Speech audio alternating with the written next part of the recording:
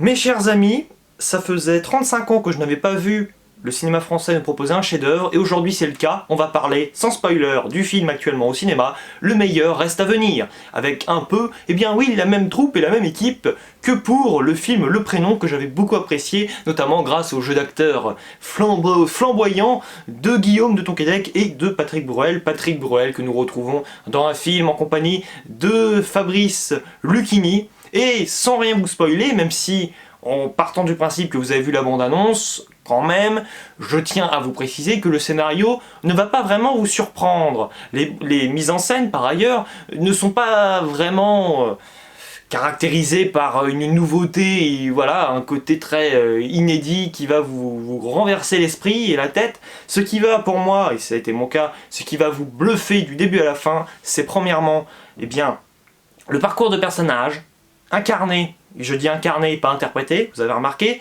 par deux acteurs, Lucchini et Bruel, qui sont juste au top niveau, qui ont pour moi respectivement les âges parfaits, à savoir environ 70 ans pour Lucchini et 55-60 pour Bruel, c'est-à-dire qu'ils arrivent, grâce à leur capacité, déjà indéniable à la base, mais avec leur expérience qu'ils ont réussi à acquérir au fur et à mesure des années, et des films, et de leur grande filmographie déjà très présente et très impactante, je trouve, dans le cinéma français. Il arrive, je trouve, déjà à intéresser, c'est ce que j'ai remarqué, à vérifier, mais à intéresser un peu tous les âges. Alors évidemment, personne de tous les âges, mais évidemment les spectateurs, je ne conseille pas évidemment aux enfants de 5 ans d'aller se taper un tel film, ils vont s'enquiquiner à mourir bien sûr. Mais à partir de 15 ans, moi je vous conseille franchement, même 12-13 ans, je vous conseille d'aller le voir. Honnêtement, c'est une petite bombe émotionnelle. Pourquoi? Parce que vous avez tout simplement le film qui vous dit d'entrée de jeu ce qui va se passer. À aucun moment vous n'allez être surpris, mais c'est ça la force du film. C'est que vous allez vous surprendre d'être impacté d'une certaine manière, c'est-à-dire d'une manière très triste, très émouvante en tout cas, et très mélancolique. Vous allez vous étonner d'aimer et d'adorer même, de chérir un film où au bout de 5 minutes, tu as compris où ça allait. Tu comprends la direction. C'est peut-être très linéaire, mais attention, linéaire pas dans le sens péjoratif, parce que certains, quand je dis linéaire, ça leur pose problème. Linéaire dans le sens où, oui, tu as compris la ligne directrice, mais ce qui est intéressant, c'est comment toi, en tant que spectateur, tu vas réagir au film. Comment tu vas interagir avec un film qui, oui, est là, il existe, mais il est là aussi pour t'attraper. Et si toi, tu n'es pas pris, tu n'es pas dans le délire, en tout cas dans l'atmosphère de ce film, alors oui, tu vas passer complètement à côté, tu vas détester ce film. Oui, je vous tutoie, désolé. Ou je te tutoie. Toi qui regardes cette vidéo, ouh, non, calmons-nous. Mais franchement, oui, bluffé, l'émotion est très progressive, à savoir que oui, au début, c'est davantage l'humour qui fonctionne. Enfin, l'humour noir, hein, parce qu'évidemment, c'est quand même un sujet qu'on va traiter sans trop vous en dire, même si vous devez quand même vous douter justement de ce qui va arriver, même sans avoir vu le film, qu'on n'est quand même pas là pour avoir des moments de pantalonnade ultime. Quoique, quand même, par moments, c'est tellement jouissif, c'est tellement prenant, et ça en devient tellement, tellement agressif, tellement stimulant, que oui, moi j'étais parfaitement dans l'allure, hein, c'est-à-dire que le film, il a pris toutes les directions possibles et moi j'ai adhéré à tout, c'est-à-dire que oui, parfait, parfait, parfait, en plein milieu du film tu te dis génial, génial, tu te dis ça pendant le film, alors que moi, je vous tiens à vous le préciser, maintenant, bon, je suis un peu rodé aux critiques, mais ce que je me dis à chaque fois, c'est que oui, ça m'arrive parfois dans la salle de cinéma, d'un coup je me dis, oh, attention, là je suis en train déjà d'essayer de préparer ce que je vais dire pour ma critique qui va suivre, mais non, surtout pas, il faut pas réagir comme ça, il faut voir le film tel qu'il est et faire ta critique après. Mais là, par moment, le film, c'est pas que j'étais en train de me dire, tiens, il faudra que je pense à dire ça, mais le sentiment général, c'était, ce passage-là, juste excellent, ce passage-là, juste excellent. Je me rendais compte en même temps, alors que d'habitude, moi j'attends la fin du film pour vraiment me demander si j'ai apprécié. Mais là, ça sonne comme une évidence, ça fait maintenant une semaine que je l'ai vu, mais il est toujours en moi ce film, il m'a impacté, comme je vous dis, eh bien oui, il connaît une certaine progression, à savoir qu'à un moment dans le film, à un moment très précis, on va nous proposer un travelling un peu particulier qui va nous laisser suggérer, oh, que l'histoire s'arrête là. Et là, tu te dis, non d'une pipe en bois, non d'une tarte à la framboise, pourquoi ce film va décider de s'arrêter là, c'est dommage. Et là d'un coup, non, hop, tout simplement, qu'est-ce qui se passe? Le film a encore de longues minutes à nous proposer. Et c'est malin, parce que là où le cinéma français ces derniers temps, avec Les Misérables, et aussi avec Chanson douce, nous habituait à une fin en suspens, eh bien là non, nous allons aller jusqu'au bout des choses. On n'est pas là, enfin le film n'est vraiment pas là pour, avec des gants on va dire, voilà, il met les mains dans le cambouis si je puis me permettre. Il n'a vraiment pas peur de se mouiller, c'est le cas de le dire, je ne trouve pas l'expression mais vous voyez l'idée. Et là j'étais content parce que je me suis dit voilà, c'est bon, il a compris, il va continuer sur sa prise de risque initiale. Parce que là je vous avoue que j'aurais été quand même déçu que le film s'arrête sur un moment, alors oui, un moment très important, un moment crucial, un moment capital même du film. Mais là clairement j'aurais été un peu déçu quand même. Et au final, eh bien non, et ça continue. Hop, d'un coup une petite larme qui tombe pour moi, voilà. Voilà, ça se calme. Un moment, 10 minutes après à peu près, oh, des sanglots qui arrivent. Et à un moment très précis, c'est terrible à vous dire, mais j'avais l'impression que ce qui arrivait au personnage arrivait à des personnes que je côtoyais, on va dire, dans la vraie vie, entre guillemets. Ce n'est pas le cas, évidemment, ce sont des êtres fictifs, je ne connais pas personnellement Bruel, je ne connais pas personnellement Lucchini, mais j'avais l'impression d'être à leur place, ou en tout cas de les connaître, enfin qu'il y avait un sentiment de proximité assez incroyable, parce que oui, on va faire écho à ce que tout le monde connaît d'une manière ou d'une autre, de manière plus ou moins directe, de manière plus ou moins implicite, explicite.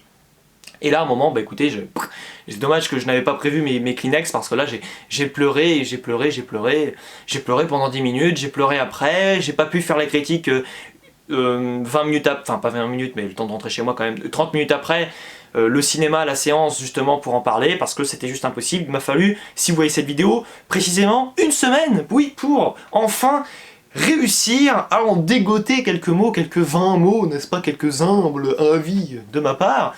Mais écoutez, oui, c'est juste grandiose, quoi, vraiment, ce film est juste génial. Mes chers amis, c'est un film qui a une histoire à raconter, qui se prend la tête, oui, qui décide de t'impacter psychologiquement, émotionnellement. Et bah écoutez, c'est d'un... J'en perds mes mots, mais c'est un brio, pardon, juste extraordinaire sur Sens Critique. J'ai bien réfléchi, mais ce sera un 10 sur 10, hein, on va dire, j'ai pas réfléchi très longtemps. Et il sera dans mes tops de fin d'année, donc oui, 2019 sera une année géniale, notamment pour le cinéma français. Malgré qu'on ait commencé l'année avec Qu'est-ce qu'on a fait au bon Dieu 2, avec All Inclusive, après avec Made in China, blablabla, blablabla. Heureusement qu'on aura eu entre-temps Le Dain, on aura eu aussi Hors Normes, et on aura eu ce merveilleux film que je vous recommande, le film français du début du 21e siècle, selon moi, même si oui, j'en ai peut-être vu 1%, voilà, non je rigole, j'en sais rien. Écoutez, maintenant mes chers amis, nous avons parlé d'un film qui a marché émotionnellement, j'aimerais maintenant vous faire un petit compte-rendu très succinct de mon visionnage et de mon rattrapage du film Ad Astra. Alors là, c'est le moment où je vais me fâcher avec tout le monde, avec Artopolis qui a mis un 10 sur 10 sur Sens Critique, avec Jude Melon qui a mis une excellente note aussi sur Sens Critique, peut-être un 8 ou un 9, je ne sais plus. Enfin bref, j'ai l'impression que tout le monde, et alors oui, oh là là, j'ai oublié une personne très importante, une fan absolue de Brad Pitt, j'ai oublié la 7ème, j'allais dire la 7ème œil, non, la 7ème théorie Peggy, qui a adoré ce film et qui l'a vu plusieurs fois au cinéma. Eh bien écoutez mes chers amis, si vous voyez cette vidéo, je pense que je vais spoiler le film, hein, parce que là maintenant tout le monde l'a vu, je suis le dernier à l'avoir vu. Écoutez, j'ai compris que le film essayait de nous émouvoir, je l'entends. Ce que j'ai beaucoup plus de mal à comprendre, c'est pourquoi le visuel essaie d'être si nostalgique avec, pour moi, la première trilogie Star Wars, à savoir, je m'explique, pour moi les effets spéciaux ne sont pas aboutis du tout. Le budget, malheureusement, je pense qu'il doit être tellement dérisoire que vous assistez à des allunages, je ne sais pas m'exprimer en langage spatial, donc écoutez, hein, vous comprendrez. Mais bref, dès qu'il y avait un atterrissage, j'ai trouvé ça tellement ringard, tellement absurde, et c'est pour moi le problème du film, c'est que apparemment oui, alors oui, il est très contemplatif, pardon, super, il est... Mais moi je le trouve pas beau du tout. Je trouve qu'esthétiquement, c'est d'une laideur sans nom. Et pourquoi nostalgique? Donc parce que pour moi, ça essaye un peu de faire comme Star Wars 4. Mais le problème, c'est que Star Wars 4, son charme, c'est que quand on connaît pour moi toute l'histoire qui l'entoure, à savoir que, bon, le visuel, on voit bien que maintenant, ça peut nous paraître un peu bête, mais moi je trouve que c'est justement cette simplicité et ces astuces presque de, comment dire, artisanales qui fonctionnent. C'est toute une atmosphère, alors que là, dans Ad Astra, ah, on est en 2019 les amis, et j'ai l'impression de voir des effets spéciaux qui sont complètement à côté de la plaque. En plus, les insupportables du ciné m'avaient dit, si je me rappelle bien quand même, que le film était censé sortir quelques mois auparavant, c'est-à-dire début 2019, et qu'il a été justement reporté, retardé, parce qu'il y avait quelques manques en termes d'effets spéciaux. Bah là j'ai envie de vous dire, oui, là il aurait fallu le sortir en 2024, quoi, enfin, vraiment, et alors maintenant j'en viens aux personnages. Les personnages sont tous comment dire, clichés, à savoir qu'on essaye, oui, de nous garantir une identification au personnage de Brad Pitt, ok. Seulement le problème, c'est que ça nous paraît vite. Enfin, ce personnage est vite, pour moi, un archétype un peu du type lambda, entre guillemets. Lambda, mais pas vraiment, parce que les autres sont quand même là pour dire que oui, t'es super connu, mais en même temps, il est traité un peu comme un misérable. Ok, donc il est traité un peu de différentes manières par tout le monde. Ce n'est pas le traitement du personnage en lui-même qui plante, mais c'est pour moi tous ces personnages qui sont en train de l'encadrer, à commencer par son père. Alors oui, c'est extrêmement pertinent, je trouve, d'utiliser cette voix là pour Brad Pitt. D'ailleurs, Brad Pitt qui joue pas mal, sans plus, franchement, j'étais davantage impressionné dans Once Upon a Time in Hollywood, mais c'est pas grave. Mais en disant que Brad Pitt fait ce qu'il peut, voilà, avec un scénario qui capote complètement, quoi, qui est en roue libre totale et qui explose et qui est complètement décousu au bout de 20 minutes, soi-disant passant, mais bon. Mais si vous voulez, moi, le personnage en lui-même, quand il est tout seul, j'ai envie de vous dire, c'est les meilleurs passages du film, parce que oui, il a une aide un peu psychologique, à savoir qu'on va comprendre un peu le personnage, et c'est ça qui est peut-être le plus réussi dans ce film, à savoir que oui, on va s'intéresser à la manière qu'un personnage a, on va dire, à retrouver son destin, sa quête, enfin bon, on sait pas trop ce qu'il veut non plus, il veut son père, mais pas vraiment. Bon, après, ça c'est sujet aux interprétations. Bon, moi j'ai quand même l'impression qu'il n'est pas spécialement réjoui de retrouver son père parce qu'il en a plus peur qu'autre chose. Mais ça c'est pas... Voilà, chacun est libre d'interpréter. Mais si vous voulez, moi c'est les retrouvailles avec le père qui sont d'une banalité sans nom. Ensuite, bon, excusez-moi, mais... comment il s'appelle déjà, Tommy Lee Jones, ouais, je crois que c'est ça, que j'avais d'ailleurs bien aimé dans le premier Man in Black, même si par la suite ça se vautre un peu, mais bon, c'est pas sa faute, c'est plutôt la faute du film, enfin bref. Si vous voulez, moi j'arrive pas à croire à son personnage, pour moi c'est vraiment le gars qui sort de nulle part. Alors heureusement, le seul passage, le seul élément scénaristique qui n'est pas complètement cliché, c'est qu'on a quand même vite compris que le père, on allait le retrouver. On nous fait pas un pseudo-suspense « Oh, vas-tu retrouver ton père? Tu verras ça dans 20 minutes !» Non, on a compris que voilà, le père, on va forcément retomber sur lui un moment ou un autre, donc pourquoi pas. Et c'est pour ça que d'ailleurs que je fais ce lien avec le film, avec Lucchini et Bruel. C'est que le film, tu sais globalement, il veut t'emmener. Et il est très prévisible. Mais sauf que là, pour moi, ça ne fonctionne pas du tout. Aussi parce que, alors oui, il y a ce côté un peu Brad Pitt qui parle tout seul. Alors au début, ça m'a saoulé parce que j'étais en train de me dire « Oh là là, on dirait Christian Bale dans Batman, la trilogie, là, qui est toujours en train de désamorcer les situations, tu sais, en parlant avec sa grosse voix, là.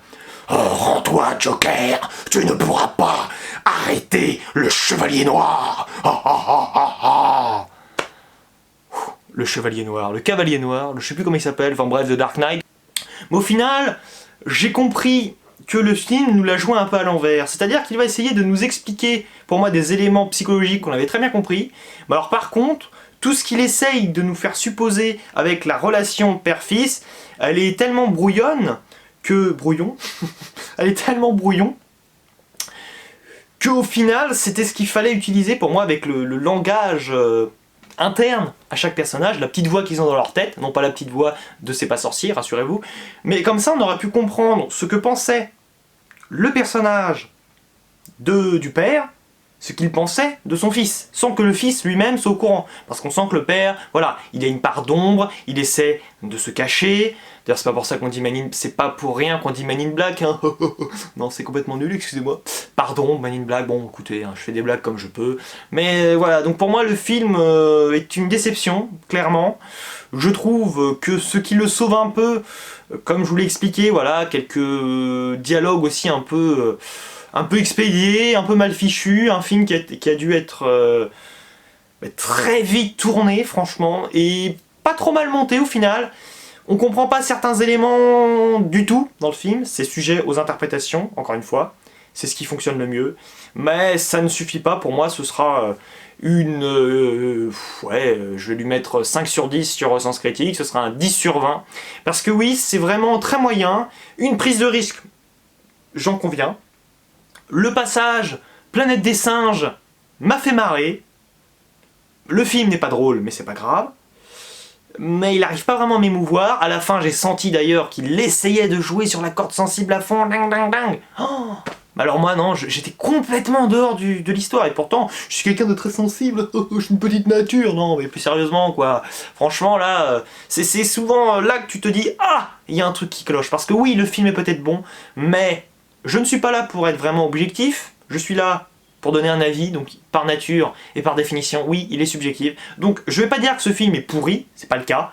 Il a des qualités sûrement que d'autres personnes comme Peggy, comme Jules Melon, comme Artopolis ont trouvé. J'irai voir leurs vidéos dessus, sur leur chaîne, s'il y en a, je sais pas encore, j'ai pas regardé. Mais en tout cas, mes chers amis, moi je tiens à vous dire que frustré, c'est davantage une frustration qu'une déception, parce que je sens qu'il y a matière à faire quelque chose de grandiose, mais pour moi, le film se plante complètement. Et je trouve que les acteurs, bah écoutez, je les ai quand même vus dans des meilleures dispositions dans d'autres films, donc oui, même si ce sont de grands acteurs, et bien pour moi, là oui, ils ne sont pas très bien distribués, leur rôle, malheureusement, mais écoutez, ce n'est pas grave, je le reverrai peut-être un jour avec d'autres confrères YouTube, et on fera peut-être un grand débat dessus, moi ça me va, hein, peut-être que je changerai d'avis, mais là, je vous avoue que pourtant j'ai laissé un peu le recul m'envahir, parce que oui, j'ai dû en plus revoir ce film, parce que oui, si vous voyez ce film, je vous conseille de le regarder d'une traite, hein, parce que moi au début ce que je faisais c'est que je le regardais 20 minutes par-ci, 20 minutes par-là, 20 minutes par-ci, 20 minutes par-là.